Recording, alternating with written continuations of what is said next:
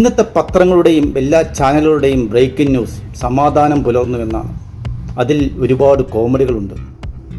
ഇന്ത്യയുടെ പരമാധികാരത്തിൻ്റെ മുകളിൽ കാലെടുത്ത് വെച്ച് ചിത്രപ്പണി ചെയ്തവരെ ഇല്ലായ്മ ചെയ്യാൻ ഇറങ്ങിത്തിരിച്ചിട്ട് ഈ തെമ്മാടിക്കൂട്ടങ്ങളെ വേരോടെ പിഴുതെറിഞ്ഞ് ഇന്ത്യക്ക് ശാശ്വതമായ സമാധാനത്തിന് വേണ്ടിയാണ് നമ്മുടെ സൈന്യം മുന്നിട്ടിറങ്ങിയത്.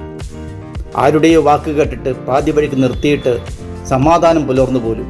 ഇന്ത്യൻ ജനതയ്ക്ക് ശാശ്വതമായ സമാധാനം കിട്ടാൻ വേണ്ടി, എക്കാലവും ശാന്തി കിട്ടാൻ വേണ്ടി ഒരു പരിഹാരത്തിനിറങ്ങി തിരിച്ചിട്ട് പാതി വഴിക്ക് നിർത്തിയിട്ട് പറയുകയാണ് സമാധാനം പുലർന്നുവെന്ന്. അങ്ങനെയല്ല.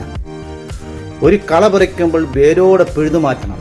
അതിൻ്റെ ചില്ലകൾ വെട്ടിയൊരിക്കാൽ വീണ്ടും പൂർവാധികം ശക്തിയോടെ മുളച്ചു വരും. അത് പ്രകൃതി നിയമമാണ്. ആ തെമ്മാടി രാഷ്ട്രത്തിൻ്റെ കീഴിൽ തണലിൽ വളരുന്ന ഈ തീവ്രവാദി സംഘടനയുടെ ചില്ല മുറിച്ചിട്ട് കാര്യമില്ല, വേരോടെ പിഴുതു മാറ്റണം. എങ്കിൽ മാത്രമേ നമ്മുടെ ജനത, നമ്മുടെ സഹോദരിമാർ, നമ്മുടെ അമ്മമാർ, നമ്മുടെ സഹോദരങ്ങൾ എന്നെന്നും ശാന്തിയോടെ ഈ ഭൂമിയിൽ ജീവിക്കാൻ സാധിക്കുകയുള്ളൂ. ആ യാഥാർത്ഥ്യം നമ്മുടെ രാഷ്ട്രീയക്കാർക്ക് എന്തുകൊണ്ട് മനസ്സിലാകുന്നില്ല? നമ്മുടെ ഇന്ത്യ എന്ന് പറയുന്നത് ഒരാശയമാണ്.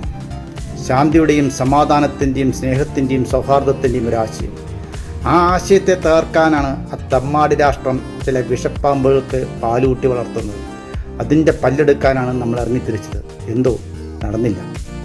നമ്മുടെ പ്രത്യാക്രമണത്തിൽ പോലും ആ ആശയമുണ്ടായിരുന്നു. നമ്മളൊരിക്കലും സാധാരണക്കാരെ ആക്രമിച്ചില്ല, ഒരു ദേവാലയത്തെയും ആക്രമിച്ചില്ല, ഒരു കൃഷിഭൂമിയെയും ആക്രമിച്ചില്ല. നമ്മൾ തീവ്രവാദികളെ തെരഞ്ഞുപിടിച്ച് ആക്രമിക്കുകയാണ് ചെയ്തത്. പക്ഷേ സമാധാനത്തിൻ്റെ ക്രെഡിറ്റ് മുഴുവൻ ട്രംപ് കൊണ്ടുപോയി. സമാധാനത്തിൻ്റെ മാടപ്രാവായി ട്രംപ്. ഇപ്പം എന്തായി?